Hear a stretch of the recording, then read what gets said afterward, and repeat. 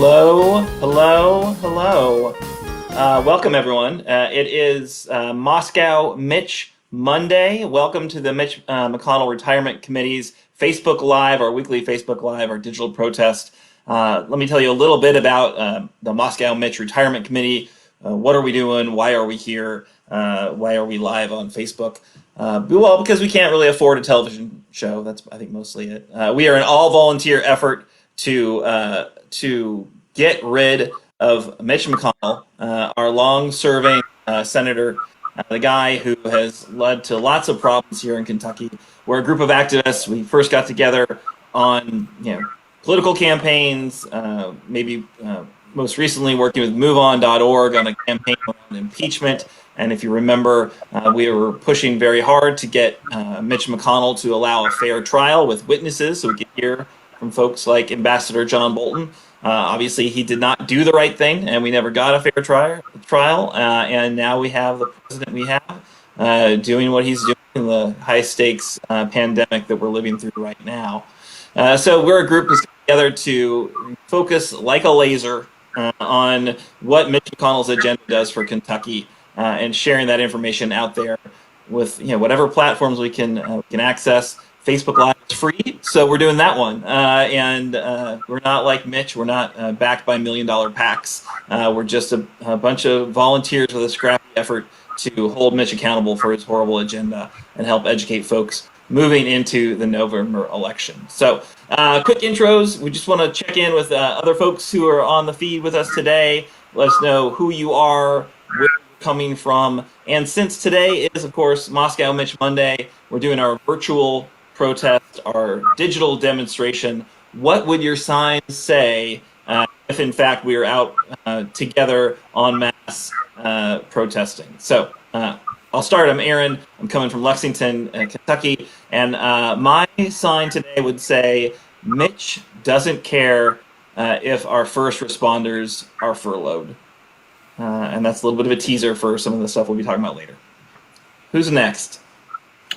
I'm Nate, coming live and direct at you from Frankfurt, lovely downtown South Frankfurt. And I'm also joined by my spouse, Kit, who's going to be on a little bit later. Kit's somewhere.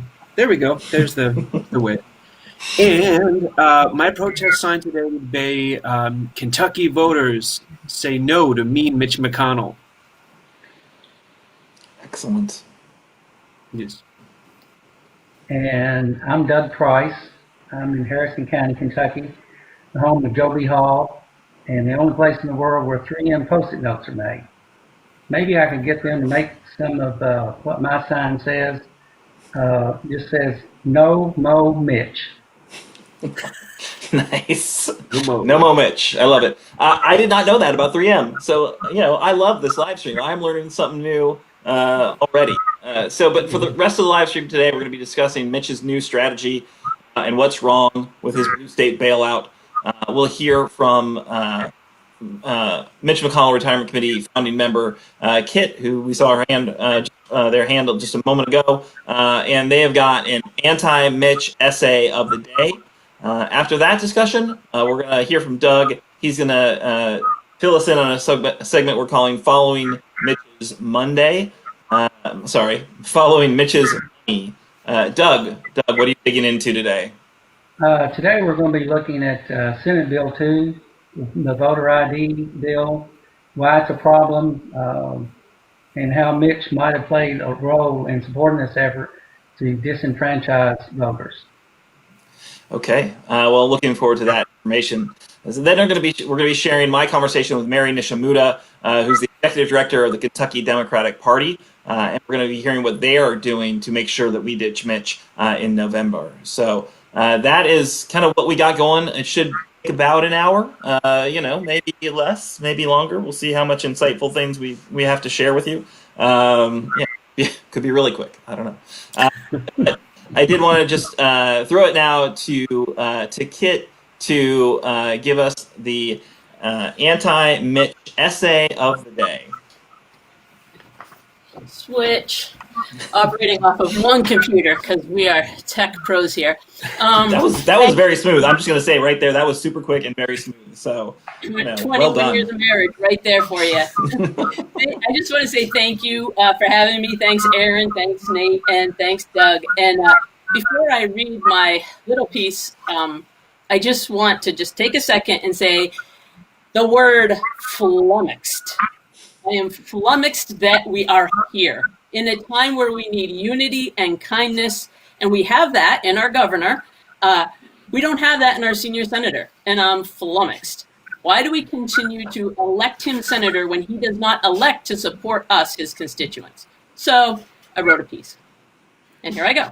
Excellent. Here, thank you. I was struck recently by Mitch McConnell's ad that begins with an image of him speaking with our governor, Andy Beshear. It's no secret that Governor Beshear has been viewed overall favorably by the way he's handled the coronavirus crisis. But I find it absurd that Senator McConnell would use his image for an ad, thereby implying that they're working together. The truth is that while Andy Beshear is fighting for the lives of all Kentuckians, Mitch McConnell is turning his back on us. A tale of two leaders has emerged. One leader, Governor Beshear, urges unity in the face of this crisis. He has said that he hopes we can be considered the kindest generation. The other leader, Senate Majority Leader Mitch McConnell, continues to divide the United States into red and blue states, and his approach is anything but kind. States are struggling financially and will continue to struggle with the economic fallout and loss of revenue from the coronavirus, a true public health crisis. Here in Kentucky, a full quarter of workers have lost their jobs due to the coronavirus, and cities such as Louisville and Lexington are facing huge deficits. Since most states are required to balance their budgets, if their expenses are larger than their revenue, they'll be forced to cut pay or lay off state employees. This would affect teachers, firefighters, cops, frontline people. Millions of jobs will be lost across the country. The situation is dire, and the National Governors Association has asked for $5 billion to rescue state services and help stabilize budgets. But Mitch McConnell, as the Senate Majority Leader, refuses to advocate for federal aid. He suggests that states file for bankruptcy.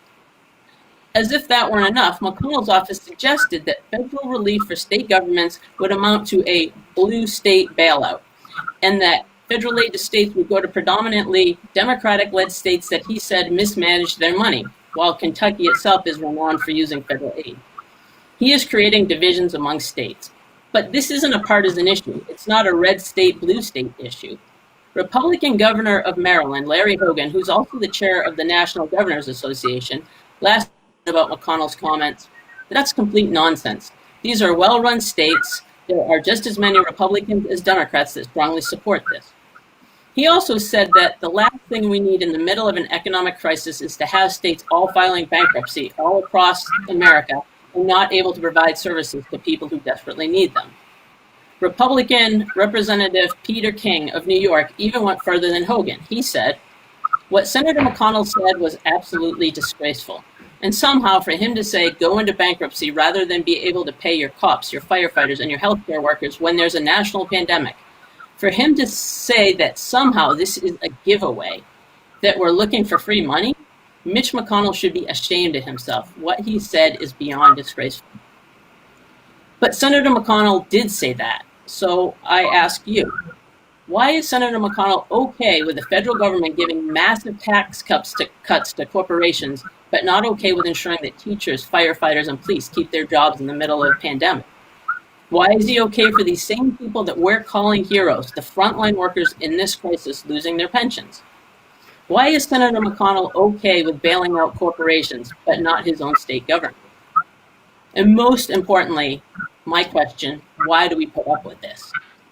So one leader is calling for us to be the kindest generation. The other acts as though he's part of the meanest generation.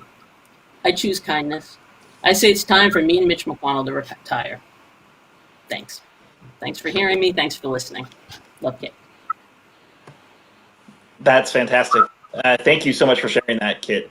So that, I think, puts it very clearly what we're talking about here. So we've got Mitch McConnell, who went on Fox News and Hugh Hewitt to talk about how he wanted to not give resources to states and cities, the municipalities and the states who are desperately hurting right now. And he said, instead of like Kit just said, instead of leading with kindness, instead of being understanding and trying to help everyone through this coronavirus crisis, basically said, I don't want to bail out states. I don't want to pay for their pensions because a lot of states have big pension liabilities. So he's like, let's make sure they can just, they can, if they want to deal with the problems of their, how much money they owe, their liabilities, they should just be able to go to bankruptcy court. I don't know if folks saw it, but there was a David Frum column. So Frum is a former speechwriter for George Bush and in the conservative movement for a very long time. He did a really good job of just capturing how this is not a new idea that states should be able to be made to go bankrupt because the bankruptcy courts are typically a federal vehicle and federal conservatives have a much larger influence on the courts than liberals do currently for a lot of different reasons.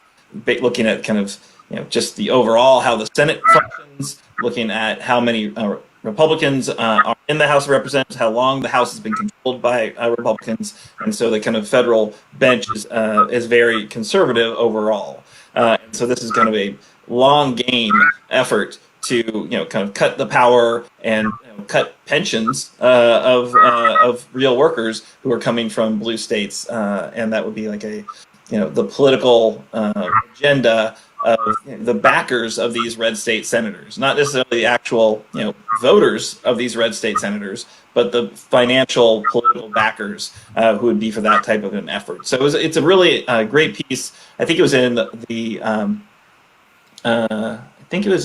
Post, but it's been shared in our Facebook group. I think also in our Facebook page. So if you go back, scroll back through the Mitch McConnell Retirement Committee and take a look and find that article, it's very kind of illuminating in terms of why Mitch would be doing something, that will clearly hurt us, hurt our state. But of course, here in Kentucky, who's been fighting for pensions? It's the Democrats. So here we are. He sees it as an opportunity. I think the line that Frum uses is, "Don't let any good crisis go to waste." To advance your agenda. So, what do you guys, Doug, and welcome back, Nate? What do you guys think about this new play by Mitch McConnell?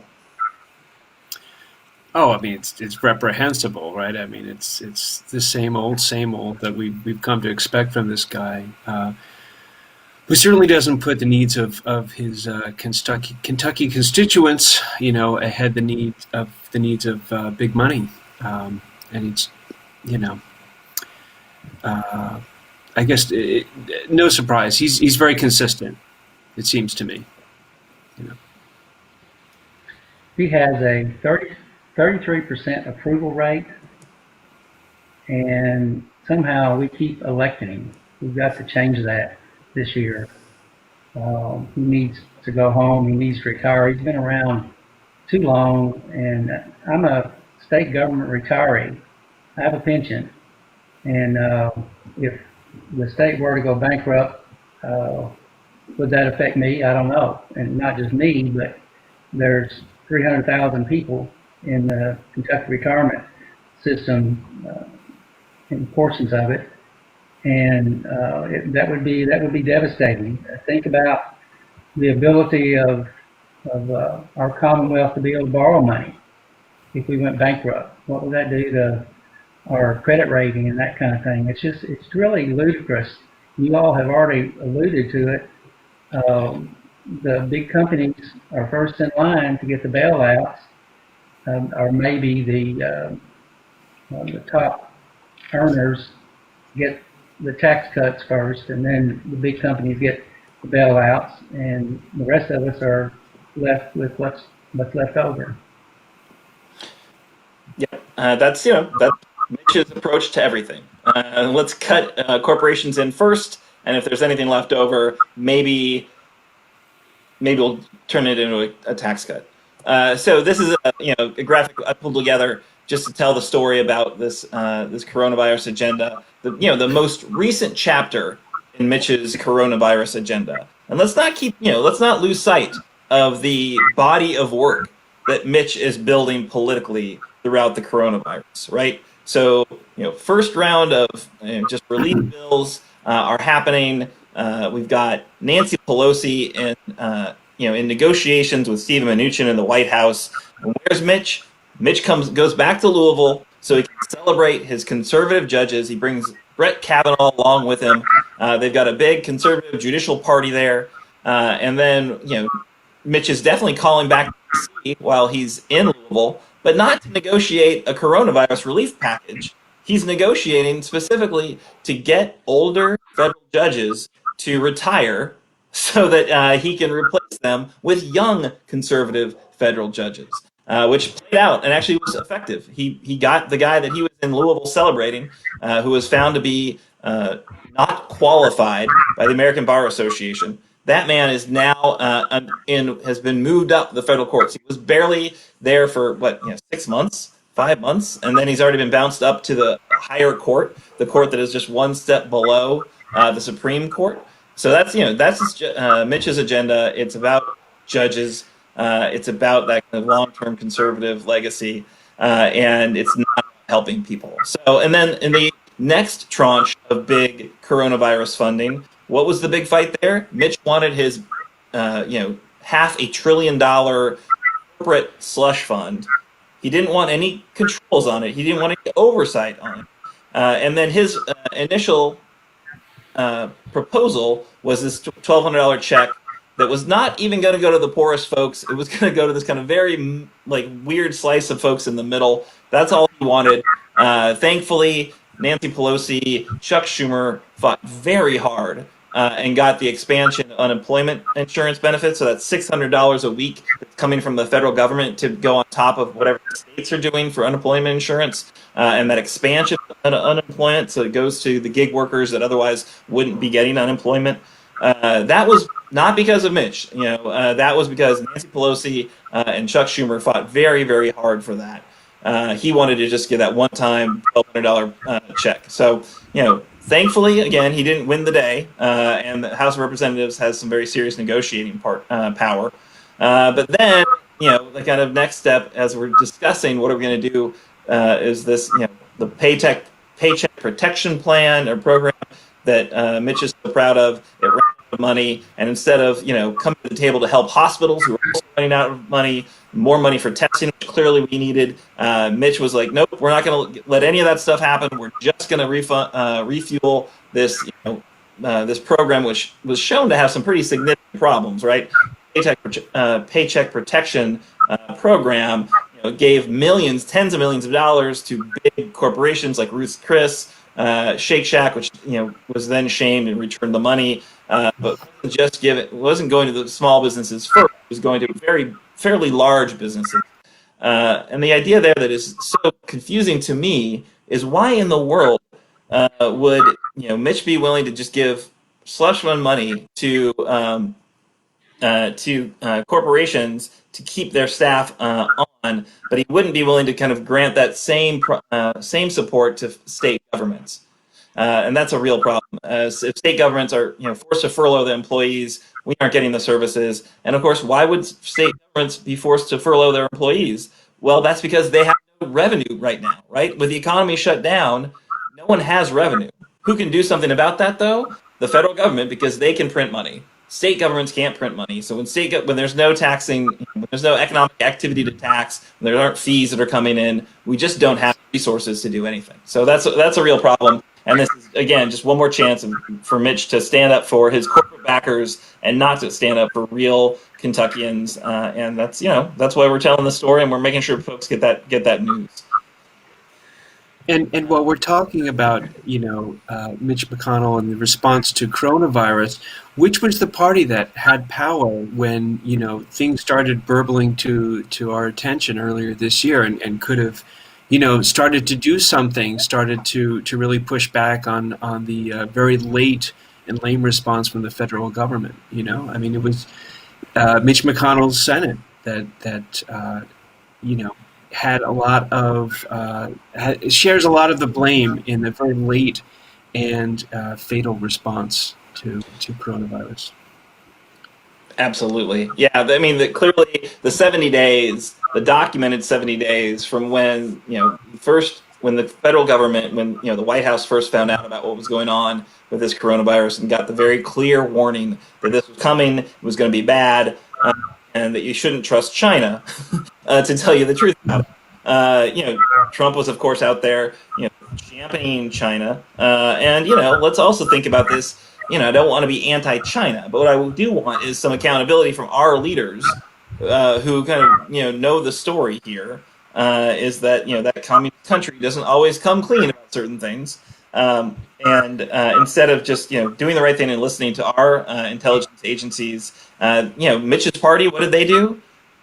They bought themselves time to sell off stock. There are a couple of Republican senators who made a killing or saved themselves a ton of losses in the stock market by their activity, acting on information they had while telling a story to their constituents. Oh, everything's going to be fine. We're very prepared. And so that, I think, is something we shouldn't forget. Is that these Republicans, sat on important information. They didn't hold the White House accountable. Still haven't held the White House accountable. And here we are, where we are right now, which is, we're very concerned about how we're going to be able to reopen our economy. We're very concerned about our testing protocols and whether we're going to have the resources we need to safely bring people back into commerce, back into their jobs. And instead of Kentucky, having an amazing federal leader who's helping to provide resources and leadership, we've got a state leader, an amazing governor who is forced to deal with the senior senator saying, well, you should just go back. So it really is troubling on many, many levels. Anything else you guys wanted to touch on the story of Mitch's blue state bail strategy? Oh, right. Well, I mean, my goodness, Kit hit on it during the essay a little bit earlier, but I mean, it's not. It's an example of someone with so much power trying to turn a national crisis into a partisan issue, and it's part of sort of the GOP playbook in general, and certainly Mitch's playbook in specific. And I'm just glad that some Republicans are finally going on record. People like Larry Hogan in Maryland, Peter King in New York. To really call them on the BS and say, this is not a blue state issue in the slightest, and it's not, pensions are an issue all around the country, probably every single state, and it's really shameful to try to say that this is just something that's going to, and even let's play devil's advocate for a second. Let's say that it really was a blue state thing, like for whatever reason that the red states were all completely pristine and didn't need any help, and it was only the blue states. So are you telling me that Mitch McConnell is really willing to let his fellow American citizens suffer, right? Just because their own local governments haven't, lived up to his standards? It's just sort of, it's cruel. It's Dickensian. You think of sort of like the guy with the black top hat, leaving his house and passing by the street urchins and sort of kicking them because it's their own fault, that they're in this their predicament. If only they pull themselves up by their own bootstraps. So. Exactly. Anyway, I could go on, but it's typical mean Mitch McConnell. Mean Mitch. All right, so really quickly, you guys heard earlier on Kit's phenomenal essay. So Kit didn't just write that essay to share with us and inspire us and inform us, although that's awesome. Kit is going to actually submit that to a newspaper in the area to share that viewpoint as a letter to the editor. So as I've talked about before, last week, one of the best things people can do to take this information and get it out there is to write a letter to the local newspaper. We have a phenomenal resource that, thanks to these two gentlemen, sits on our website. So if you want to find the way to submit a letter to the editor for the paper in a specific county, you can find that on our website, which is, what's the website? It is retirementformitch.com/LTE, which stands for Letter to the Editor. So yeah, go ahead and do that. I'm going to challenge everyone who's here, who's fired up right now about getting rid of Mitch, who wants to talk about this blue state bailout garbage and why it's wrong and why it's flawed and why first responders shouldn't be furloughed just because Louisville doesn't have enough money right now. Challenge you to write that letter to the editor, get that information in there. So go ahead and submit that. What I also wanted to do is kind of pass the mic over to our friend Doug, who is going to dig in and help us to follow Mitch's money. Doug, why don't you go ahead and take it away? Okay. On this segment, I'm going to talk about Senate Bill 2, and there is some tie into money, but on a later opportunity, I'll provide more information about Mitch's money. Senate Bill 2 was commonly known as the voter ID law. A lot of us call it the voter suppression bill. The number of the bill is significant. This means that this was the second most important bill proposed by the Republican Senate. The bill's primary sponsor was Senator Robbie Mills. I can provide additional information on Senator Mills on another segment on Facebook Live, and also talk about how money is central to Republican Party politics. Senate Bill 2 was drafted by our new Secretary of State, Michael Adams. His primary campaign promise was to root out voter fraud in Kentucky. Is there really a problem with voter fraud in Kentucky? Listen to these comments and let me know what you think. When appearing before a Senate committee taking up the bill, Adams could not cite one case of in-person voter fraud. When questioned by the committee on why such a change shouldn't be delayed until, say, 2020, when there are no elections, he said, "You've got a very competitive Senate seat and a very competitive election for essentially determining which party controls the Senate." He also offered up that potentially foreign actors and others are going to be messing with the 2020 election. He said, "I think if there are going to be hijinks in our elections, this is going to be the year. We're a national center for the interests of anyone who wants to do harm to our elections. So to me, it would be choking to not have this in place in 2020. Personally, I'm not sure how relevant this is. Voter turnout generally is less than 45%. So if a person wins an election with 23% of the votes, then that means 77% of the people did not vote for the winner. Should we be more concerned about making sure voters turn out rather than attempting to suppress the vote? And can a connection be made between Adams and Mitch McConnell's upcoming re-election? Secretary Adams attended the University of Louisville as a McConnell scholar. After graduating, he worked for Mitch, he worked for Governor Fletcher, the Bush administration, and the Republican Governors Association.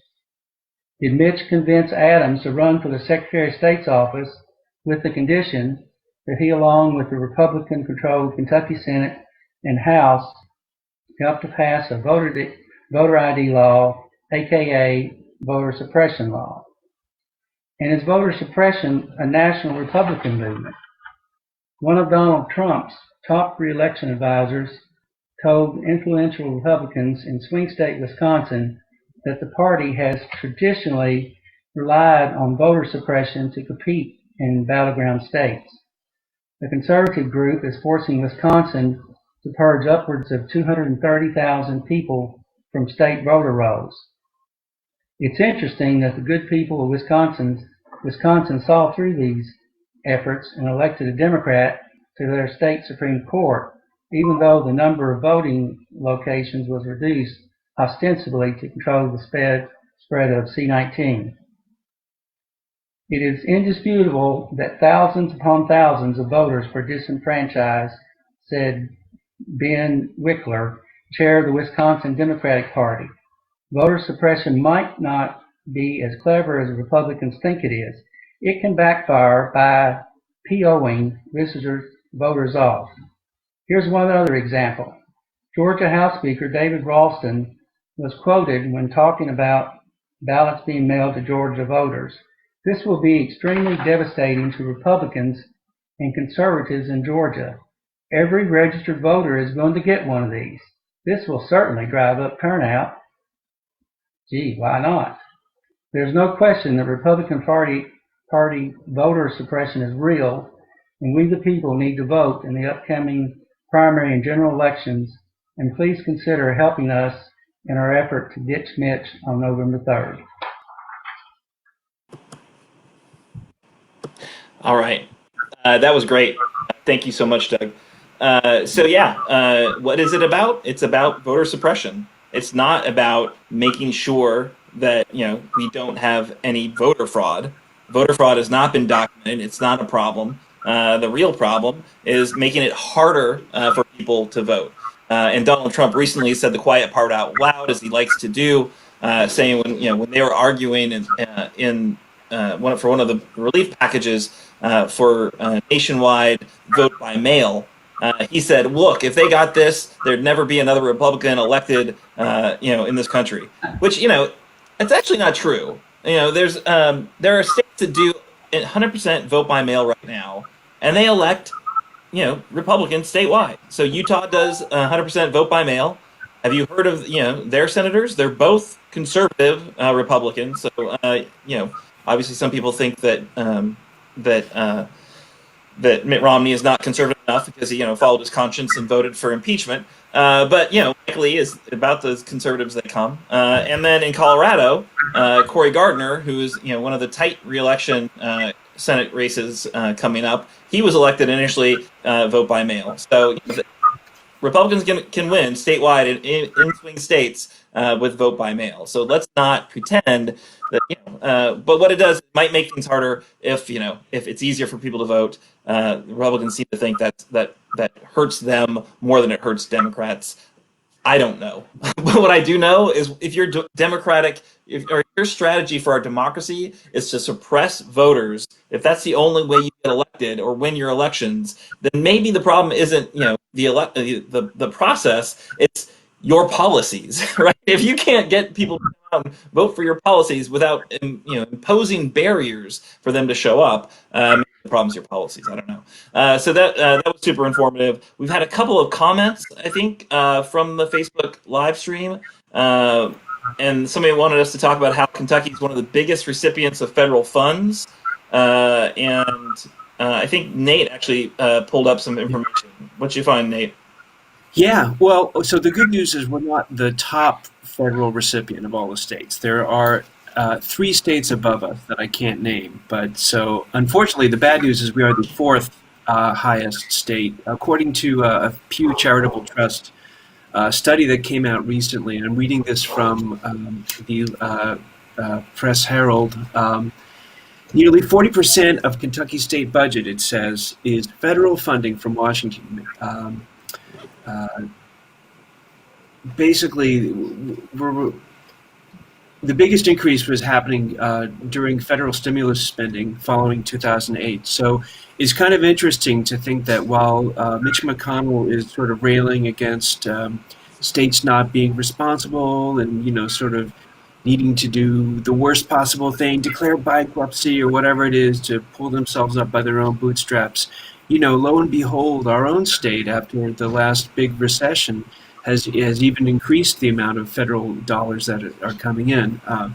So it's just a sort of a hypocritical look. It's not a good thing for a person in his position to be sort of railing against, and I guess, cynically you can say, well, maybe he's doing something to bring some money in, but it's not that simple. It's really a legacy of neglect.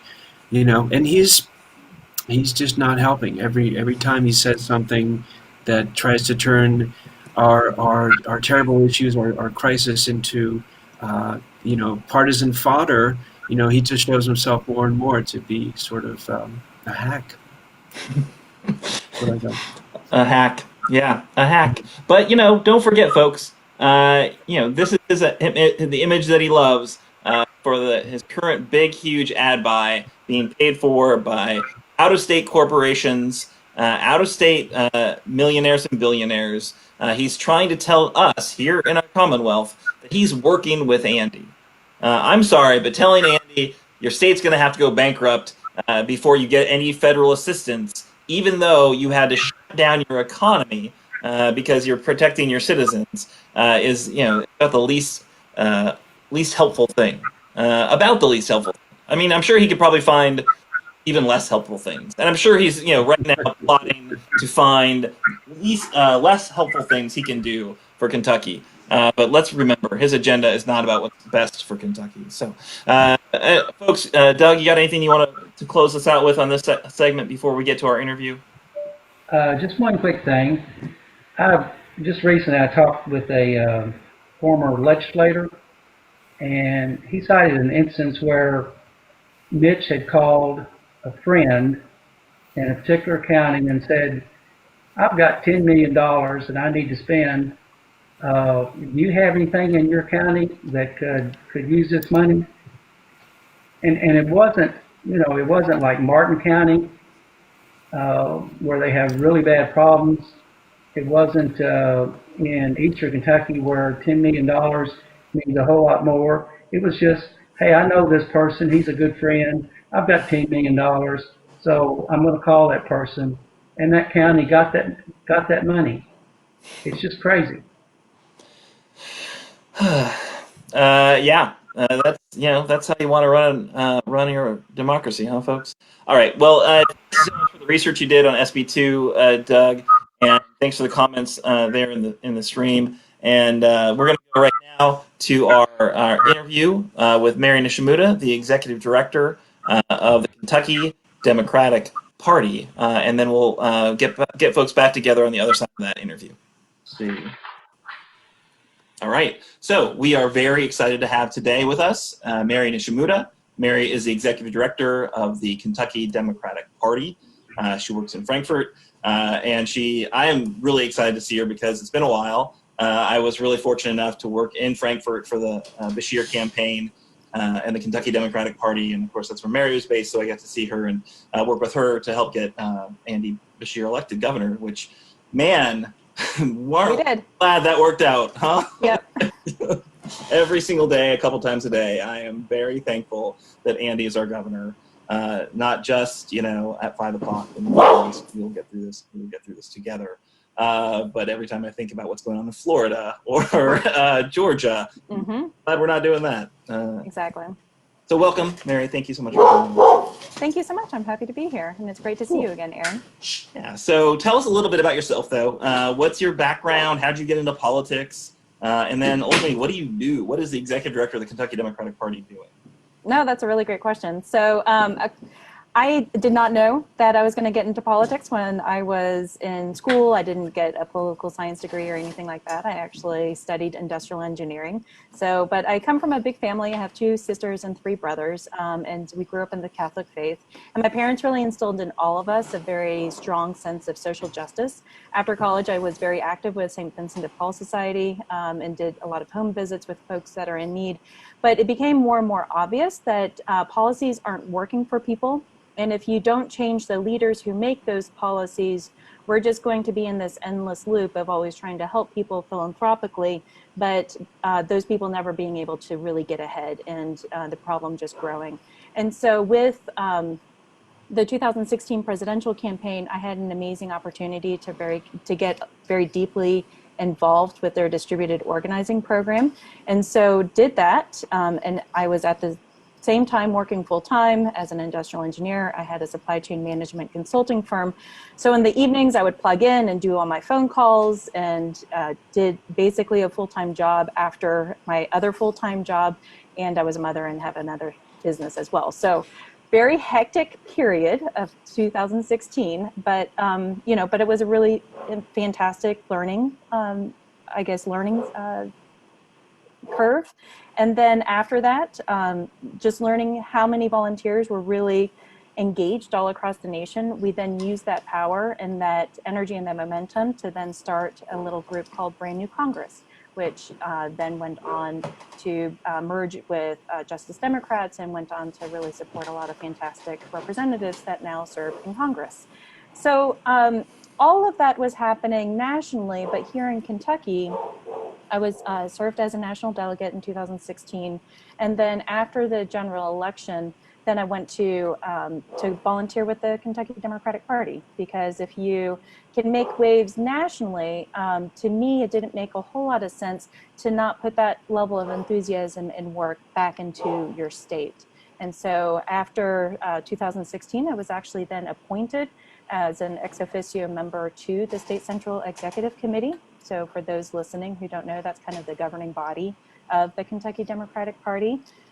So was active with what we call the Strategic Planning Committee, which really works to engage our county parties into the state party and our mission, and to make sure that folks have the tools and resources that they need to be successful. Then in 2017, they posted a position to be for the executive director. And again, I was doing my full-time industrial engineering job and decided to take a leap because, you know, obviously this is where my passion was. And so I applied, and here I am today. So, Awesome. yeah. Well, that's great. And I'm relatively new to Kentucky, but I've definitely, in the time I've been here, seen a lot more energy in the Kentucky Democratic Party. And I'm not going to, compare and contrast to other states I've been involved in politics, at least peripherally, but I do think it's very clear there's energy here. And a lot of that is owed to your vision and the work you're doing. So congrats on that. And obviously, congrats on the last big statewide election. That's a big deal to have the governor. It is huge. Yeah, yeah. So, and I think the energy that you talk about is a lot of the reason why the vision of the Democratic Party has really changed, and that is the output of all of the work that our team is doing. And so when Ben Self was elected chair, he and I got to work, and this is at the end of 2017, really got to work to execute our vision, which is creating that permanent campaign infrastructure through the party.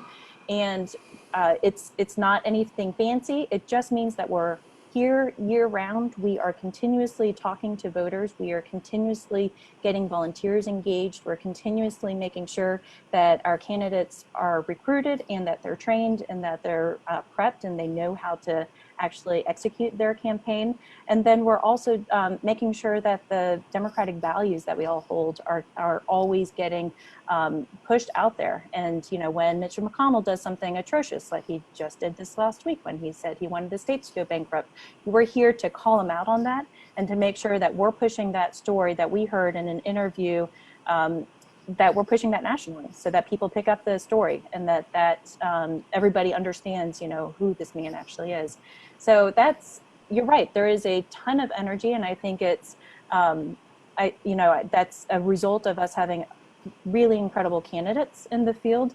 It's also a result of a Democratic Party that doesn't get stood up after during a big election and then everybody goes away, and then get stood up again and everybody goes away. And that has traditionally been the practice here in Kentucky. And it's mine and the chair's vision that we always maintain a permanent campaign infrastructure so that we can always support really fantastic Democratic candidates.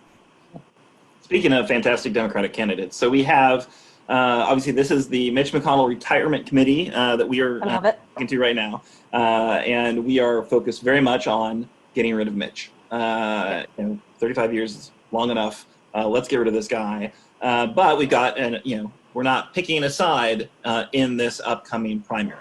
So June 23rd, we've got the primary election. People will select who will represent the Democratic Party. What's the KDP's role in that primary? Well, just like you, we have to stay neutral as well. And so a lot of the resources that we provide with equal access to all of our candidates. Data and texting is a very large portion of many people's campaigns, and texting and phone banking now especially, because you can't go door knocking right now. And so all of that data and all of those tools are supported through the party. So that's one element. We provide those resources to all of our candidates, not just our Senate candidates. On the communication side, our job is to make sure that people know who Mitch McConnell is. And so our communications team is very busy doing that, making sure that we're watching every McConnell interview, that we're picking up everything that he says, making sure that gets distributed out to both state and national media.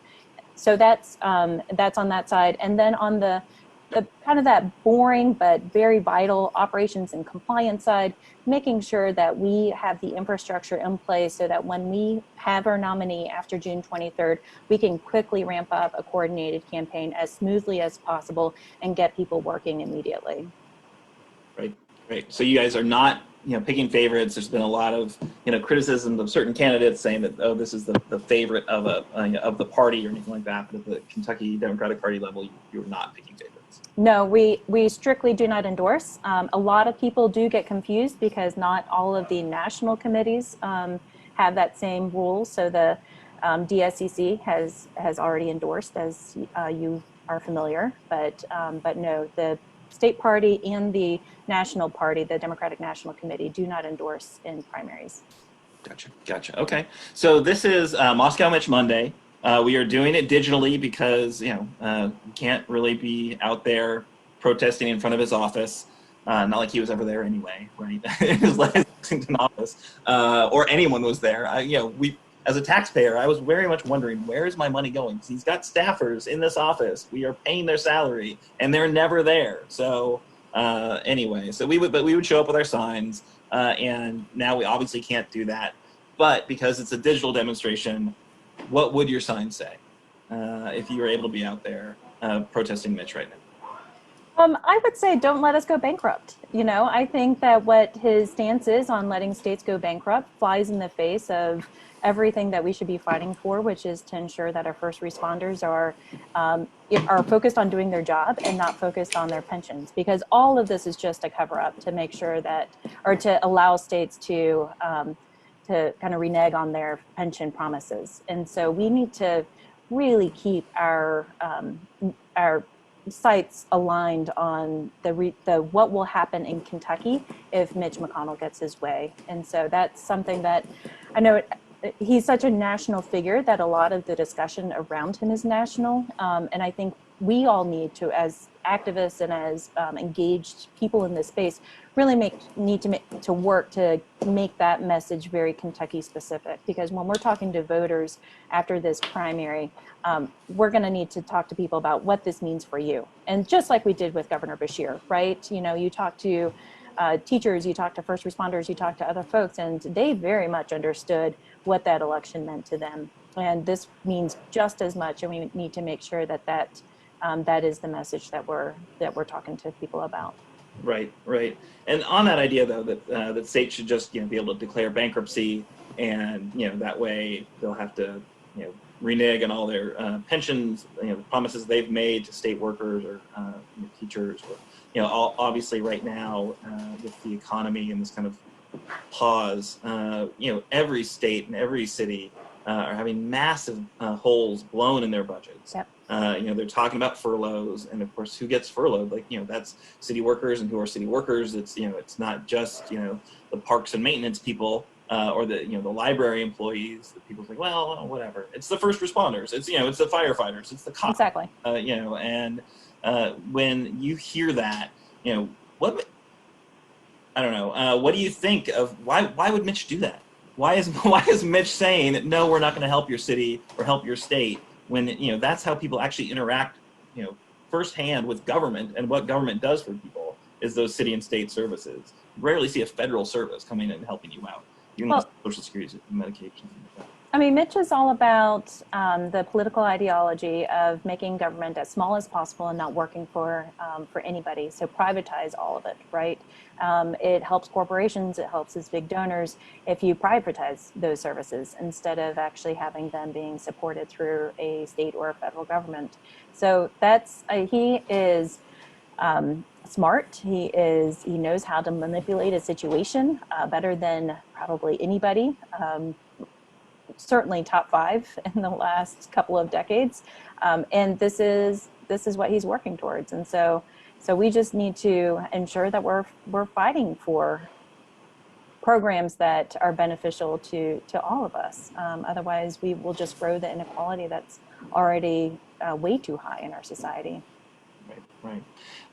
Okay, so we've got an election coming up 7-ish months from now.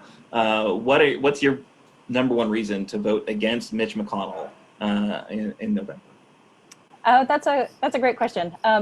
To me, it's actually judges, because Mitch McConnell will one day not run for office. But what will happen is that his impact on the judicial system will far outlast his terms in Senate. And so, and hopefully he will not be in office after November. So it's our goal.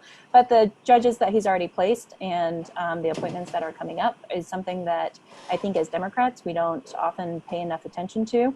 But I think we need to fight just as hard as conservatives fight for the courts. We need to make sure that we have fair judges and fair courts that don't have political agendas behind them. Yeah, absolutely.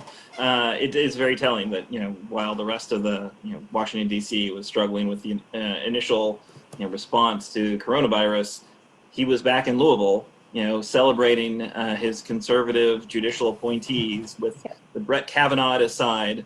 And when he had breaks in the action, he wasn't getting on the phone to figure out what was going on with the coronavirus relief bill that was being negotiated between, Speaker Pelosi and Mnuchin. He was in fact calling old judges and urging them to retire so he could replace them with younger judges. He's got a laser focus on his judicial legacy. I think there's a lot of reasons he would do that. I think there's ideological reasons. I also think because the conservative movement gets judges in a way that I don't think as much of the liberal movement understands the importance of judges. I don't think they make it a kind of a primary motive for their look the other way on a less than ideal candidate just so they can get the judges. I don't think the liberal side of the equation is nearly as focused. But so I think he sees that kind of political dynasty, that political legacy of everyone like, oh yeah, these courts. At least we got the courts because Mitch made it happen. I think I'm very much at this point a victim of the last long read I had about Mitch, though, and the New Yorker piece looked very clearly at him, and the fact that he doesn't seem to stand for anything except for power and influence makes me think that he likes the idea that he's the guy that delivered the courts for a generation. Yep, I completely agree with you. So anything else that you think, as we are, trying to educate folks about what's wrong with Mitch's agenda and how it's going to hurt people in Kentucky if we, send him back there for another 6 years of his horrible agendas. We're trying to do that. We got modest tools. We don't have the millions of dollars that the PACs are putting behind Mitch. We're just a bunch of volunteers here, and we're sharing it via our Facebook live feed. So hopefully, lots of people share this, and we'll all get this message out there. But what would you say? What's the most important thing people can be doing right now, even though the election's a ways away?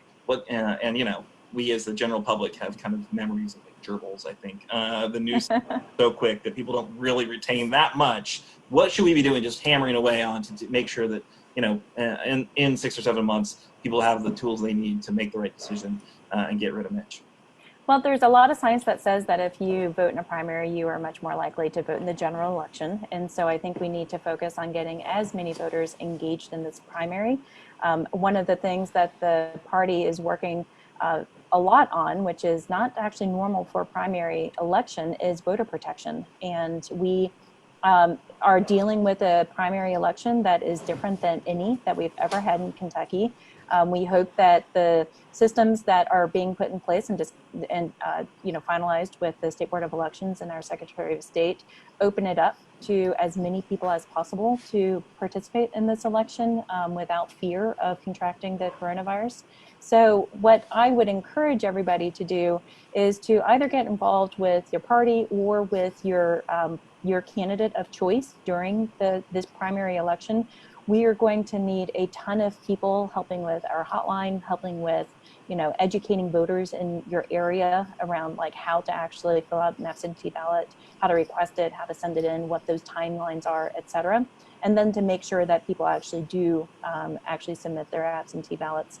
So that effort is going to be huge. And that's our very first step, is to engage as many Democrats in this closed primary of ours. And then we have a really great base to start from once we get into the November election.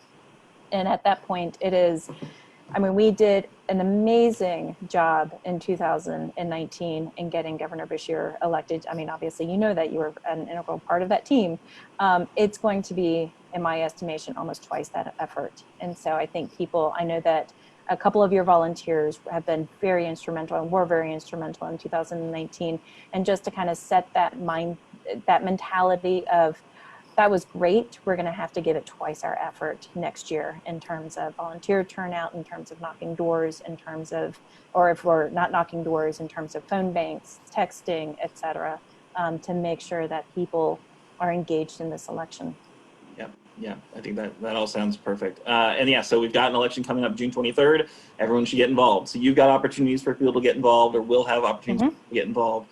Obviously, if you've got a favorite in the primary, then they are looking for your help, texting or phone banking or whatever you can do. But make sure that you get involved and get other folks to vote, because this is, because so much of it will be done absentee. There are kind of barriers to voting that we wouldn't see normally. They're just, it is what it is. If it's an election that's based on mail, and we haven't done an election that's based on mail before, you're going to need to educate a lot of people about how you do that. And so that means, if you're listening to this right now, you are by definition a more active and engaged member of the voting public. We need your help. Get involved, pitch in. What's the best way to find you guys, to find a way to volunteer? Go to kydemocrats.org and you can sign up there. Cool. Anything else they could do at kydemocrats.org while they're there? You can always donate, so to help fund our voter protection efforts. I'm not sure if that was the lead-in that you were talking about. Or if you want some merch, so our printer that actually does those, you have to model it, Aaron, that does those amazing Moscow Mitch t-shirts. They are not set up to be socially distanced, so they are not printing right now. However, you can pre-order, and as soon as they set up their shop to be safe and within regulations, then they will start printing shirts again.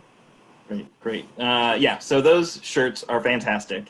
Such a great idea to jump on that as Mitch was being rebranded. I think we should keep it alive because it reminds people that Mitch is not, he's not Kentucky Mitch.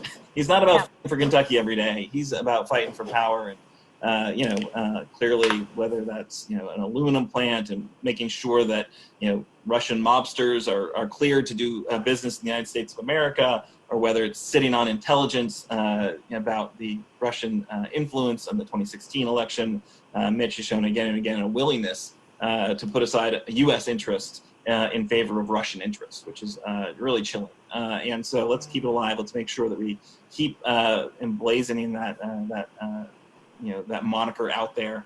Again, Moscow Mitch Monday, celebrated every Monday. Share a post about how, why you don't like Mitch.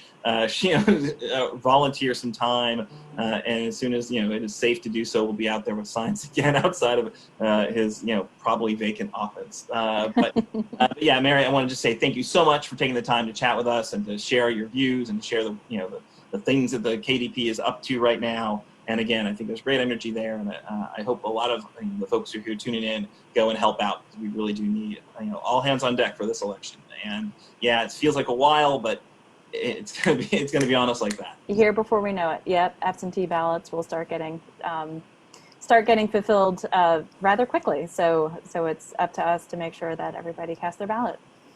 Cool. All right. Well, thank you so much. Anything else? Thank you. Hey, while you're here. I think that's it. Thank you so much. I really appreciate everybody's enthusiasm, your volunteerism, and all of your work to make Kentucky blue. Awesome. All right. Have a great evening. Thank you. See.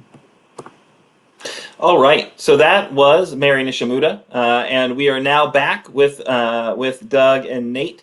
Just do a few final things before we wrap up this live broadcast. Guys, what do you guys think about Mary Nishimuta? Oh, you know what? I think I have you muted. Wait, I'm sorry. I think I had you muted. Okay. Now you can talk. No, I think I've been a fanboy of Mary's ever since I first set foot in Frankfurt a couple years ago, and she never fails to impress. And industrial engineer, really? My goodness. I want to geek out about that sometime. Next time I see her. Doug, any thoughts on that interview? I thought it was very well done. She was very impressive. Yeah. Yeah. So Mary's You great. did a great job too. Well, that's what I was looking for. Thank you. I was Okay. just looking for some compliments here in the live stream. Guys, I did want to note a couple of things. So we have had we've crossed a very significant threshold this week with our platform, and I'm not talking about the fact that we did an entire Facebook Live without a horrible echo. I'm talking about the fact that we have gotten over 500 followers on our Facebook page. So Yay. way to go. Which 500 followers. We started this, I don't know, month and a half ago, 2 months ago.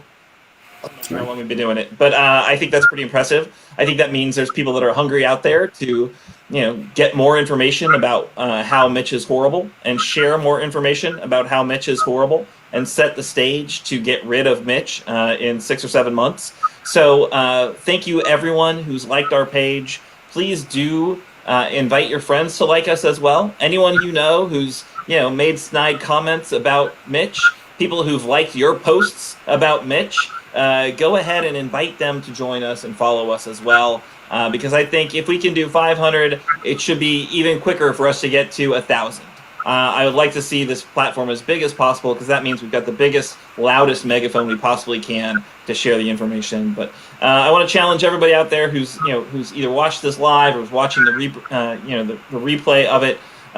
Do something. Obviously, you spent some time watching this broadcast, and thank you so much for that. I hope you've learned a few things. I hope you've heard some good kind of talking points or some good messages you want to get out there. Well, take that. Do not hide that under a basket. Share that information far and wide. Go to Moscow Mitch's page right now. Go to Mitch McConnell's Facebook page right now. Well, not right now. Maybe in a minute. And add a comment onto something that he's put out there, because he's probably got right up on the top of his feed some garbage about how the Democrats were trying to be partisan about something, right? So go correct the record. Go make sure that you say, you know what, the Democrats were fighting to make sure we had unemployment insurance that was more than, living below poverty, which is what we would have had to have if we just relied on what the state would have given folks. And the Democrats made sure that gig economy workers were able to get those benefits as well. So let's call him on his garbage, even if it's on a Facebook page. That all adds up. But I think everyone should write a letter to the editor. It's a great free platform for you to share a view. I'm really looking forward to seeing Kits in a newspaper soon. So if you remember from the beginning of the broadcast, they wrote a phenomenal essay about what Mitch's blue state bailout would mean for Kentucky and for our nation. But yeah, so what's really exciting for me as we wrap up is that we're getting more folks engaged, getting more folks enthusiastic behind this campaign, behind this effort. And so thanks everyone for all you've done and all you will do. So any closing thoughts you guys got? Thank you, leader. Yeah, and don't forget, you can always go to retirementformitch.com and get to use that as a quick and dirty way to get to any of our other outposts, including Instagram and Twitter. Don't forget to follow us and like us and all that good stuff. Absolutely. And if you write a letter to the editor, put some of that information in the letter about the Facebook page and Twitter and that kind of thing to direct people to that. Absolutely. Yeah. Cross-platform promotion. So I know we're on Facebook right now, but you can go follow us on Twitter. You can do it. Or Instagram, although, I think if you join us on Instagram, we might be up to double digits. So we're doing better on Twitter, and we're doing really well on Facebook. But just please do take a minute, invite your friends, share this video when the replay is available if you liked what we had to say, or, if you just liked what Mary had to say, go ahead and share that too. So I did want to point out that next week we're very excited. We're going to be joined by Annabelle Nagel. Annabelle, the Kentucky high school Democrat. She's one of the leaders of that entity. She doesn't get to vote in this upcoming election, but she's working incredibly hard to make sure that it goes her way. And Annabelle's been a longtime volunteer for Democratic causes and campaigns. She's out of Woodford County High School, and she's fantastic. So she's going to be kind of representing that youth vote perspective, which I think is really important because, Mitch McConnell's been in office well longer than she's been alive. And she has, been able to figure out that this guy is bad for Kentucky.